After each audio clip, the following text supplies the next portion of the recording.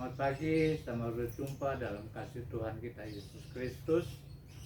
Dalam ibadah online pagi hari ini, sekalipun online, kita akan belajar mendengar firman Tuhan pagi hari ini. Mari kita berdoa. Bapa dalam surga, dalam nama Tuhan kami Yesus Kristus, kami datang kembali kepada Tuhan.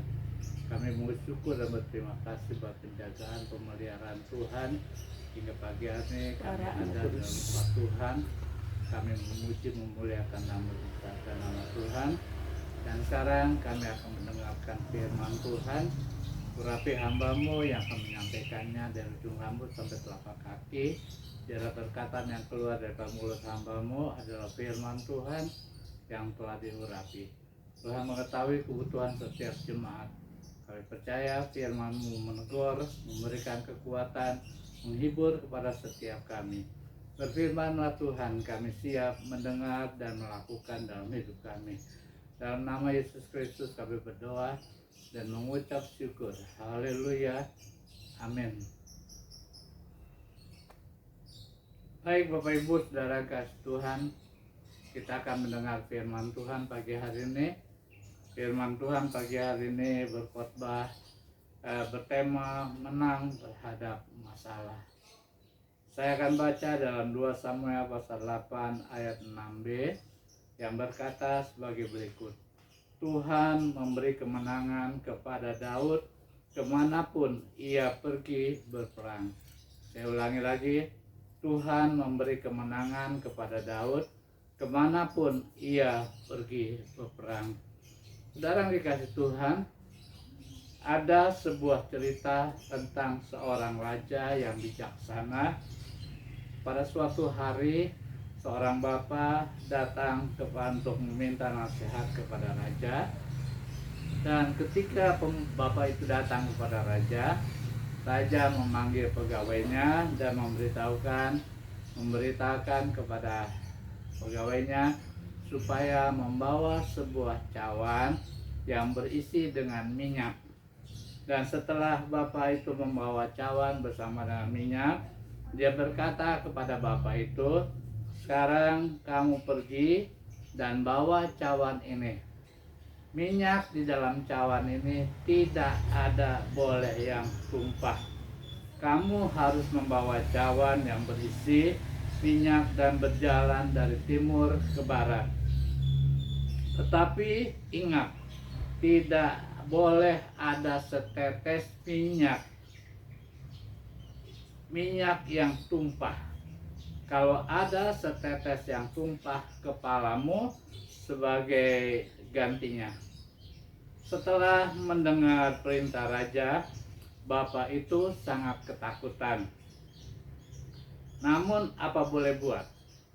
Karena dia ingin mendengar nasihat daripada sang raja, jalan satu-satunya menyelamatkan dirinya adalah melaksanakan perintah raja. Akhirnya setelah dilakukannya, ia berhasil dan menang, membawa cawan yang berisi minyak dengan tidak ada setetes pun minyak yang tumpah. Sekalipun ia harus melewati banyak orang, ia harus menghadapi tantangan. Dan sampailah ia kembali kepada raja. Dan setelah sampai kepada raja, raja bertanya kepada bapak itu, apakah dalam perjalanan kamu tidak melihat teman-temanmu, tidak melihat saudaramu, tidak melihat keluargamu? Bapak itu menjawab dengan tegas kepada raja, bahwa saya tidak ketemu seorang pun. Pada waktu bapak itu memberitahukan kepada raja, raja sangat kaget dan raja merasa heran. Karena begitu banyak orang yang berlalu lalang, kamu tidak bertemu seorang pun kepada orang-orang itu. Kemudian setelah raja itu bertanya, dan kemudian bapak itu kemungkinan berkata, kemungkinan saya ketemu dengan orang yang saya kenal, saya berjumpa dengan orang yang saya kenal.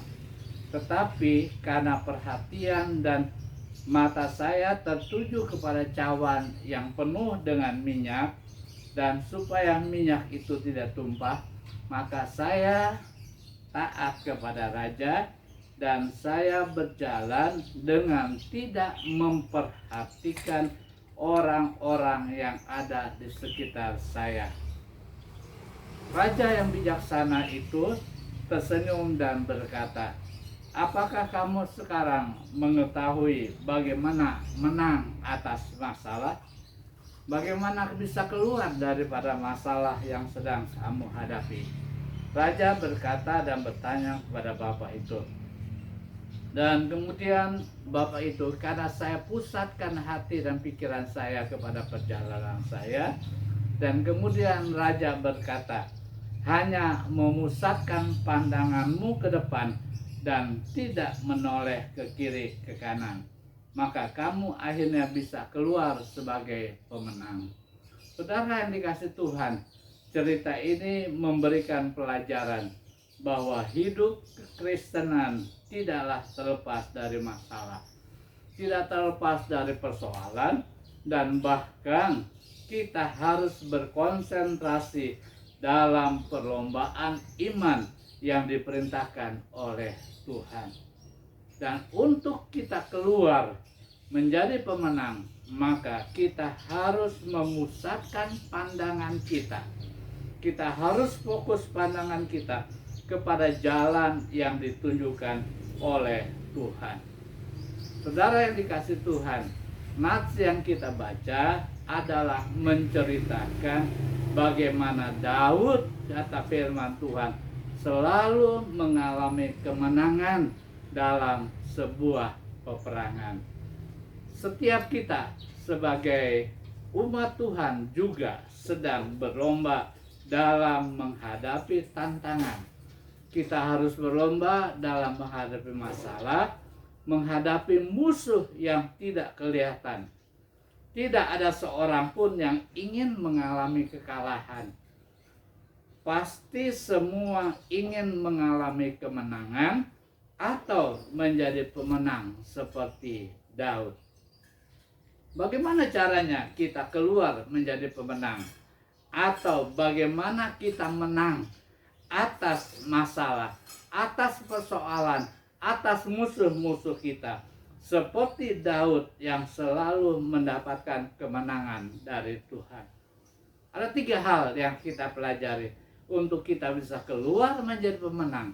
Yang pertama, kita mengandalkan Tuhan. Kita harus mengandalkan Tuhan. Di dalam Yesaya pasal 41 ayat yang ke-10 berkata, "Janganlah takut, sebab aku menyertai engkau.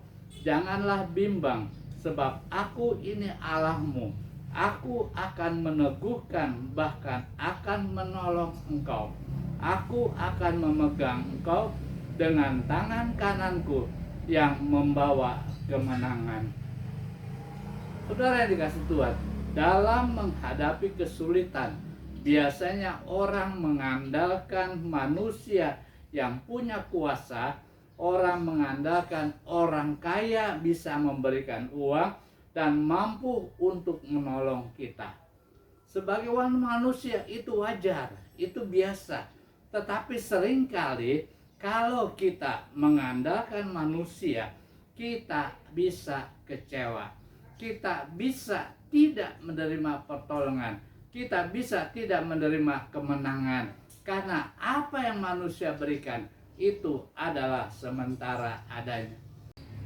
Bagaimana sebagai anak Tuhan kita bisa keluar sebagai pemenang dalam menghadapi persoalan, dalam menghadapi kesusahan, dalam menghadapi penyakit? Pasti kita menginginkan kita keluar dari sesuatu yang menimpa hidup kita.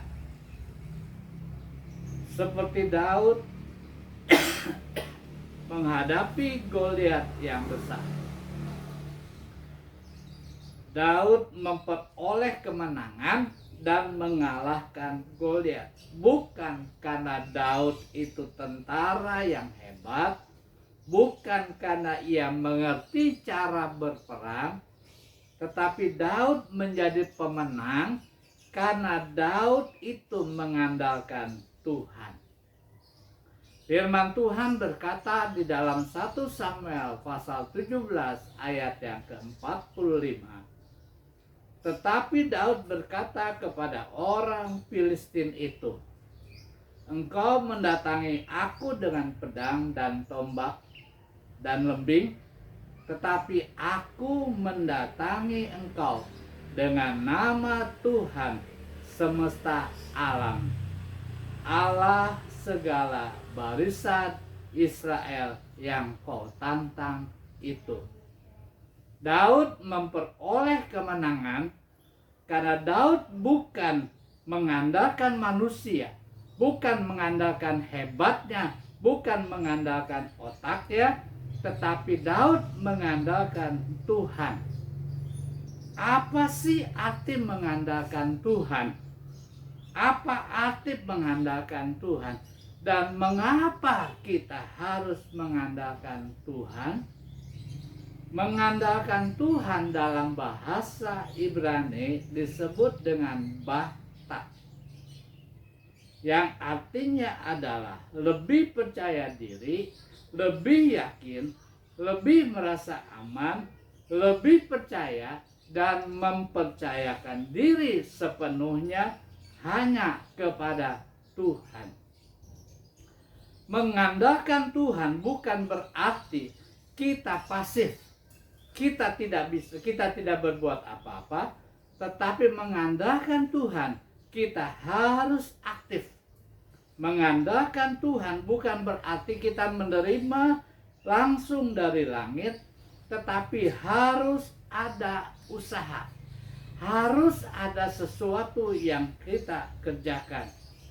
Seperti Daud ketika menghadapi Goliat, dia mengandalkan Tuhan. Tetapi Daud bukan berperang dengan tangan kosong, tetapi Daud membawa sesuatu alat dan batu yang dipergunakan untuk melawan Goliat. Artinya Daud membawa sesuatu untuk melawan musuh yang besar. Itu artinya mengandalkan Tuhan. Dia tidak pasif, tetapi dia membawa sesuatu untuk melawan kepada Goliat. Demikian juga dengan kita. Dalam menghadapi tantangan, dalam menghadapi masalah, dalam menghadapi persoalan, kita harus hadapi bukan dengan kemampuan kita, bukan dengan otak kita, bukan dengan kepandaian kita, tetapi kita harus melakukan sesuatu. Kita harus berdoa, kita harus meminta, dan kita harus menyerahkan kepada Tuhan dan mengandalkan Tuhan. Karena firman Tuhan mengatakan bahwa Allah akan meneguhkan, Allah akan menolong kita sehingga kita bisa keluar menjadi seorang pemenang. Firman Tuhan berkata dalam Yeremia pasal 17 ayat yang ke-7. Diberkatilah orang yang mengandalkan Tuhan, yang menaruh harapannya pada Tuhan. Kita harus lebih percaya, dan kita harus mempercayakan diri sepenuhnya hanya kepada Tuhan. Saya ingat cerita dari seorang atlet bulu tangkis yang bernama Rudy Hartono. Ketika dia melawan musuh bebuyutannya, poin Rudy Hartono sudah ketinggalan 14-1. Tetapi ketika giliran Rudy Hartono men-serve bola kok itu dan memperoleh 1 poin, dia hanya berkata, "Terima kasih Tuhan." Dia berkata, "Tuhan, kami serahkan langkah selanjutnya." Rudy Hartono mengandalkan Tuhan, bukan mengandalkan kehebatannya. Sehingga akhirnya Rudy Hartono pada set yang ketiga membuat jus 14-14 sampai dia menutup, dan akhirnya dia memperoleh kemenangan karena Rudy Hartono mengandalkan Tuhan. Di dalam Alkitab kita belajar dari seorang raja yang bernama Yosafat. Di dalam 2 Tawarik 20, Yosafat mengalami ketakutan. Bani Amon, Bani Moab, Bani Meonim yang menghajar, menyerang Raja Yehuda, menyerang kerajaan Yehuda. Yosafat menjadi takut. Di dalam ketakutan itu, dia bukan tidak punya tentara.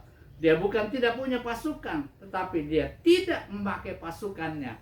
Tetapi dia datang kepada Tuhan, mengandalkan Tuhan, mengajak seluruh rakyat untuk kita berdoa, bersatu, mengandalkan Tuhan. Pada akhirnya saudara, Tuhan yang berperang melawan musuh-musuh yang menakutkan Yosafat. Yosafat akhirnya memperoleh kemenangan dan berhasil mengalahkan ketakutan, menghadapi segala musuh. Dia memperoleh kemenangan bukan karena dia hebat, tetapi karena Tuhan yang telah menolong kepada Yosafat dan memberikan kemenangan. Perjamuan di Kana dalam Yohanes pasal 2 ayat yang kedua. Ketika pesta perjamuan di Kana, mereka kekurangan air anggur. Tetapi ada seorang yang bernama Maria, dia datang kepada Tuhan. Dia menceritakan masalahnya, dia menceritakan persoalan dia menceritakan semuanya. Dan dia mengandalkan Tuhan. Dia berkata kepada pembantu-pembantunya, tolong sediakan tempayan, isi. Dan mereka taat melakukan apa yang diperintahkan oleh Tuhan. Secara logika nggak mungkin air sumur bisa menjadi air anggur. Tetapi karena ketaatan, karena mereka mengandalkan iman, mengandalkan Tuhan. Dan akhirnya air sumur bisa dirubah menjadi air anggur. Dan mereka memperoleh kemenangan. Pesta berjalan dengan baik dan mereka mendapatkan pertolongan. Saudara yang dikasih Tuhan, itu mengandalkan Tuhan. Di dalam sejarah dunia ada seorang presiden Amerika yang bernama Abraham Lincoln. Presiden Amerika ini adalah presiden yang ke-16 sebagai presiden terbaik sepanjang sejarah. Apa yang membuat Abraham Lincoln begitu terkenal?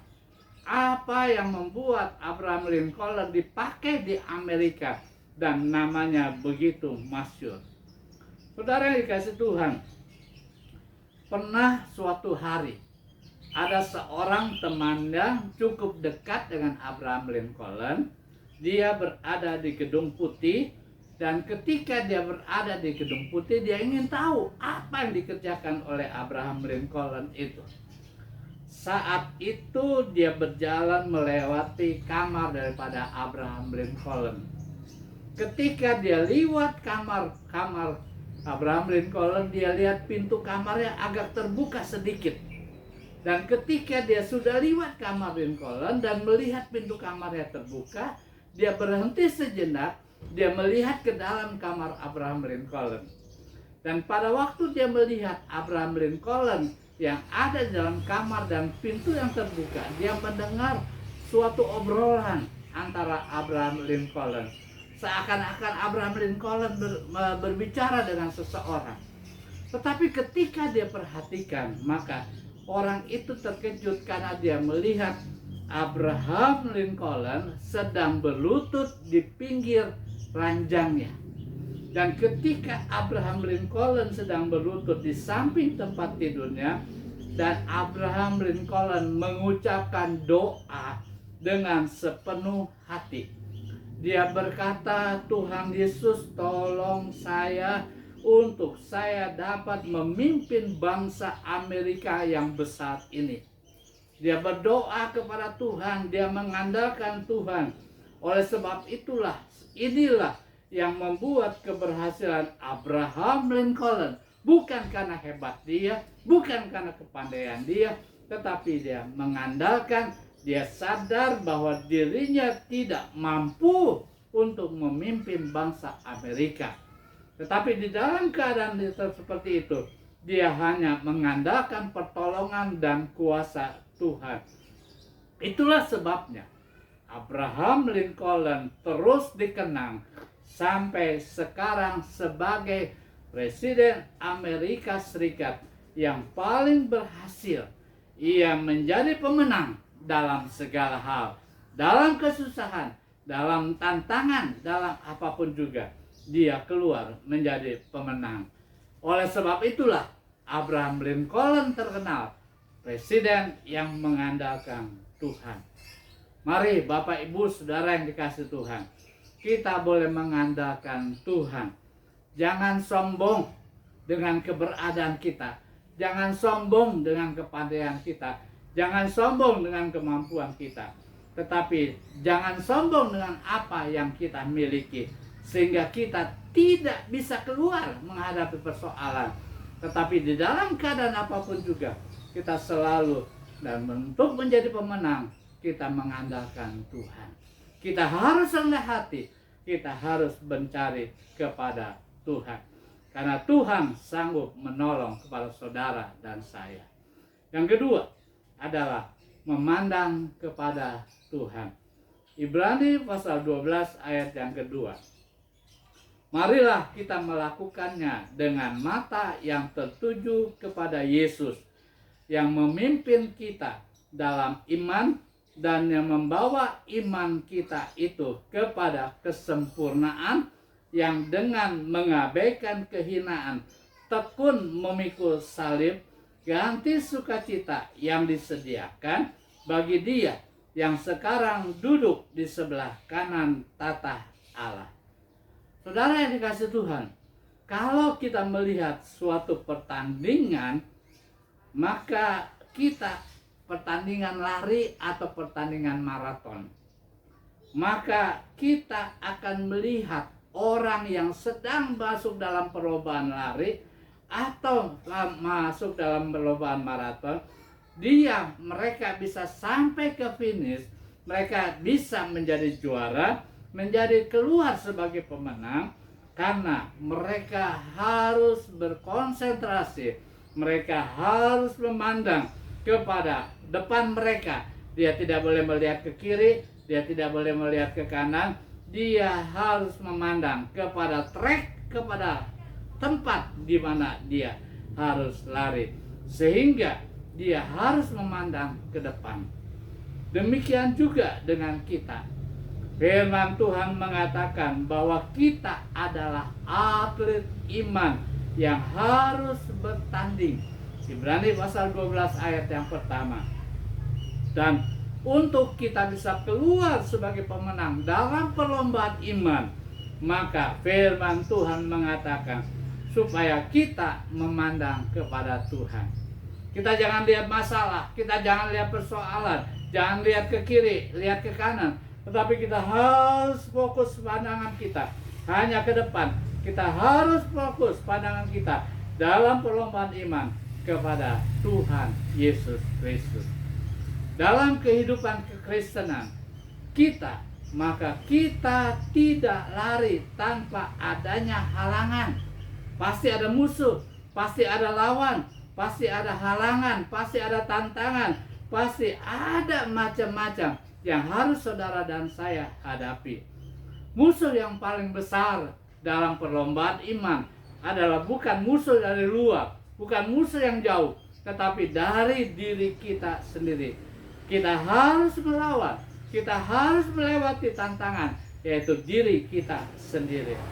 Kita bisa melewati dan melawan musuh dari luar, tetapi kadang-kadang kita tidak bisa keluar menjadi pemenang dalam menghadapi musuh, karena musuh adalah dalam diri kita sendiri.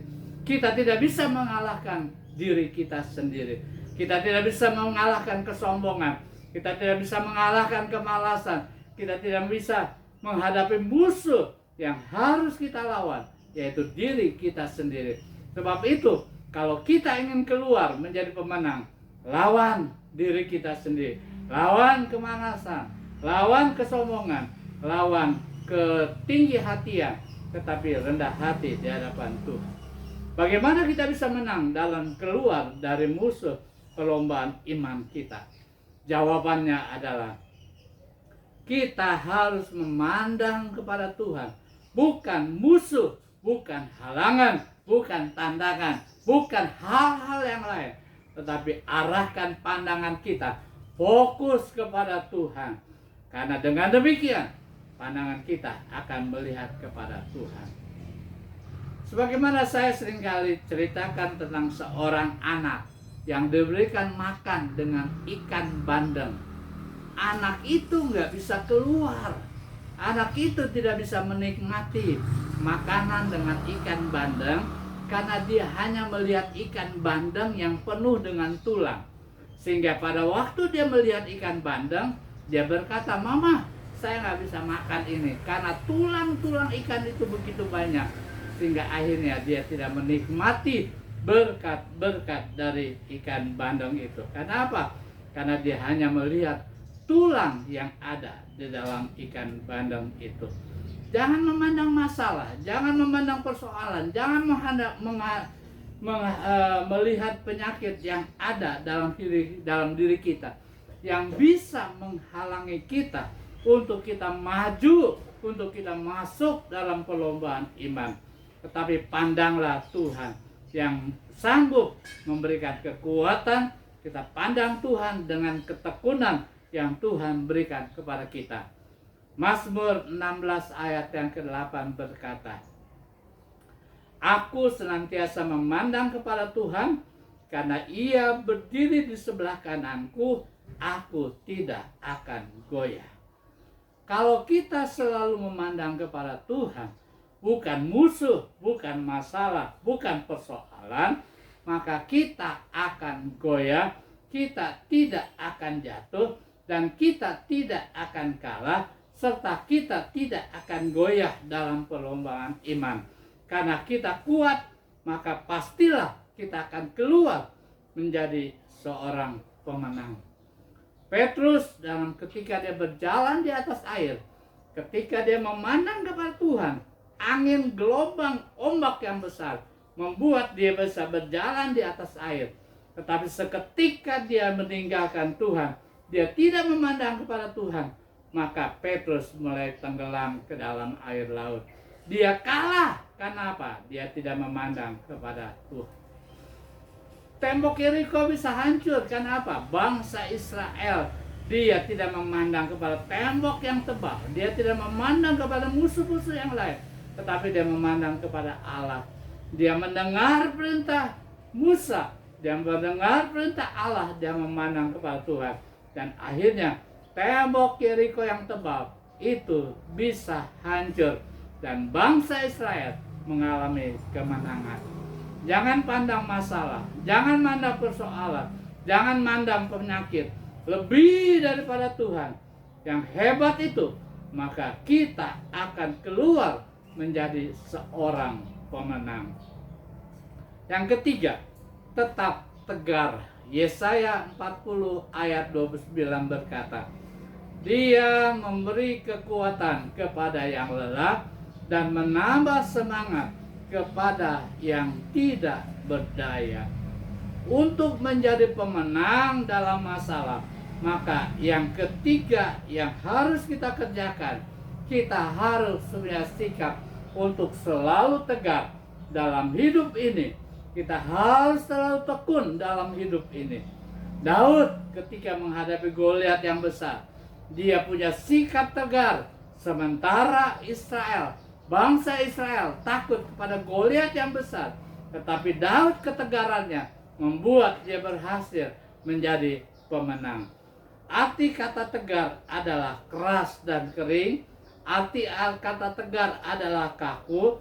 Arti kata tegar tidak dapat dirubah. Arti kata tegar tidak mau menurut.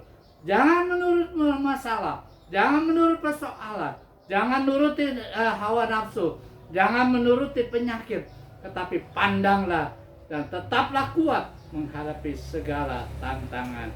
Saudara yang dikasihi Tuhan, hidup ini tidak lepas dari masalah. Hidup ini tidak terlepas dari persoalan. Untuk kita keluar menjadi pemenang, maka kita harus menghadapi masalah, menghadapi persoalan, menghadapi sakit penyakit dengan tegar, dengan kuat, dengan tekun. Kita tidak boleh menyerah menghadapi apapun juga yang kita hadapi. Apapun boleh menghadang hidup kita, apapun boleh kita hadapi, tetapi kita harus tetap tekun dan selalu berpegang kepada firman Tuhan. Mengapa? Karena kita percaya bahwa dengan iman kita, bahwa Tuhan akan mengubah kesulitan, mengubah masalah, mengubah penyakit itu menjadi berkat, sehingga kita keluar menjadi seorang pemenang. Di dalam Alkitab diceritakan, dalam Perjanjian Lama diceritakan seorang pemuda yang bernama Yusuf. Ia seorang yang banyak sekali mengalami kesulitan. Ia dibenci saudara-saudaranya, dimasukkan ke dalam sumur. Ia dijual sebagai budak di Mesir. Dia difitnah oleh istri Potifar dan dilupakan oleh juru minuman kerajaan raja yang ada, yang sudah ditolongnya. Dilupakan, dia tidak diingat. Dan keadaan seperti itu sebagai manusia, kita akan menjadi lemah. Tetapi kita dapat melihat bagaimana Yusuf dengan tegar. Yusuf tetap tegar, Yusuf tetap tekun dan percaya kepada Allah. Karena itulah Yusuf bisa mengatasi setiap kesulitan dan keluar sebagai pemenang. Firman Tuhan berkata dalam Mazmur pasal 20 ayat yang ke-7.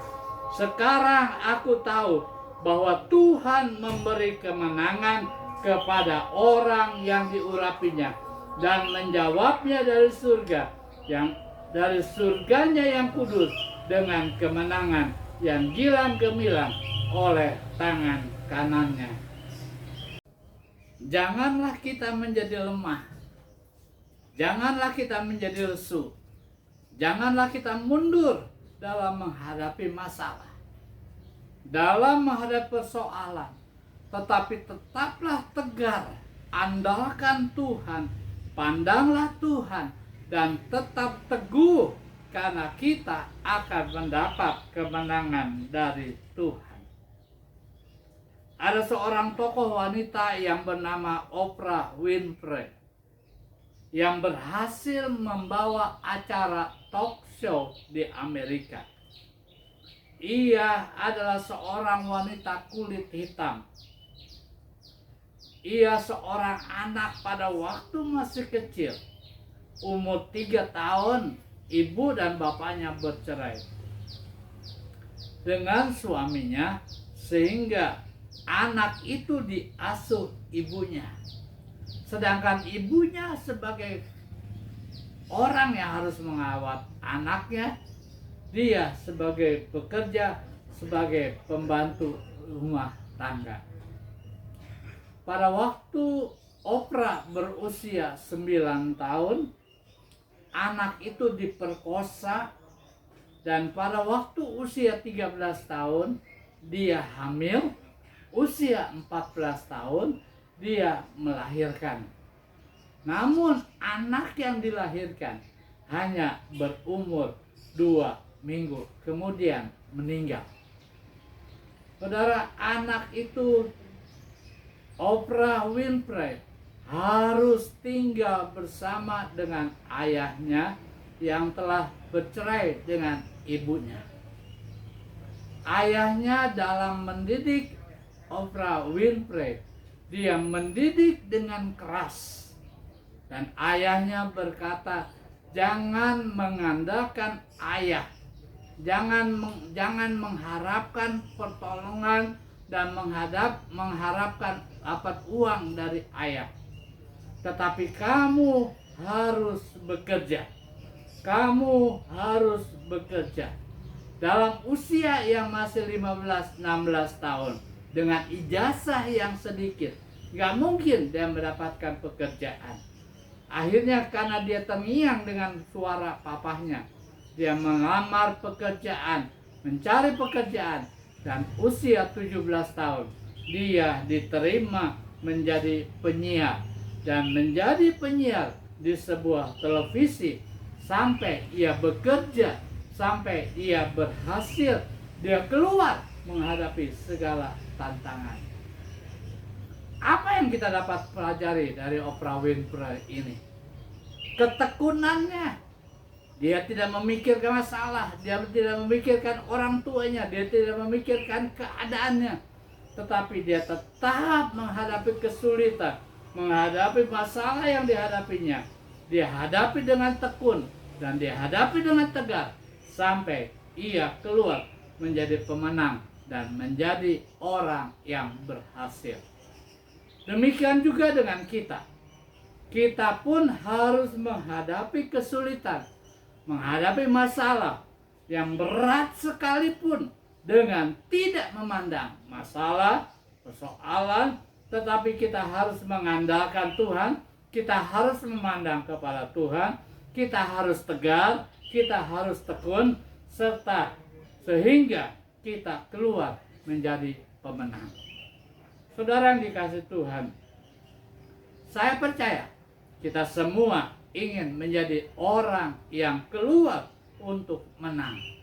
Tidak ada seorang pun yang mau menjadi pecundang. Tidak ada seorang pun yang menjadi gagal. Tidak ada seorang pun yang tidak mau berhasil. Semua ingin berhasil. Semua ingin sukses. Semua ingin diberkati dan keluar menjadi pemenang. Oleh sebab itulah, untuk menjadi orang yang menang, jangan menghadapi hal-hal yang sukar. Jangan menghitung persoalan, menghitung masalah, tetapi hitunglah berkat-berkat yang Tuhan sudah berikan kepada kita. 3 hal yang kita hadapi. Yang pertama, selalu mengandalkan kepada Tuhan. Yang kedua, kita selalu memandang kepada Tuhan. Yang ketiga, tetaplah tegar dan tekun menghadapi segala sesuatunya, menghadapi persoalan, menghadapi masalah. Kita yakin dan percaya Tuhan akan membuat saudara dan saya keluar sebagai pemenang. Ayat terakhir, Sefanya pasal 3 ayat 17. Tuhan Allahmu ada di antaramu sebagai pahlawan yang memberi kemenangan. Ia bergirang karena engkau dengan sukacita. Ia membaharui engkau dalam kasih-Nya. Ia bersorak-sorai karena engkau dengan sorak-sorai. Tuhan Yesus memberkati kita. Mari kita berdoa. Makasih Tuhan buat firman Tuhan yang telah kami pelajari. Mampukan kami mengerti. Jadikan kami menjadi pemenang-pemenang, bukan pecundang. Menghadapi persoalan yang berat, menghadapi masalah yang berat, menghadapi penyakit yang berat. Kami tidak melihat itu, tetapi kami belajar mengandalkan Tuhan, memandang kepada Tuhan. Kami tetap tegar sehingga kami menjadi keluar menjadi pemenang. Memberkati hamba-hamba Tuhan, berkati jemaat Tuhan, berkati saudara-saudara kami yang mendengar firman Tuhan, agar mereka melakukan firman Allah dalam hidup mereka sekaliannya. Terima kasih Tuhan. Dan sekarang saudaraku yang dikasihi Tuhan, terimalah berkat daripada Allah. Tuhan memberkati dan melindungi engkau. Tuhan menyinari wajahnya dan memberikan kau kasih karunia. Tuhan menghadapkan wajahmu dan memberikan kau damai sejahtera sekarang sampai selama-lamanya. Haleluya. Amin. Shalom. Sampai minggu yang akan datang. Tuhan memberkati kita sekalian. Amin.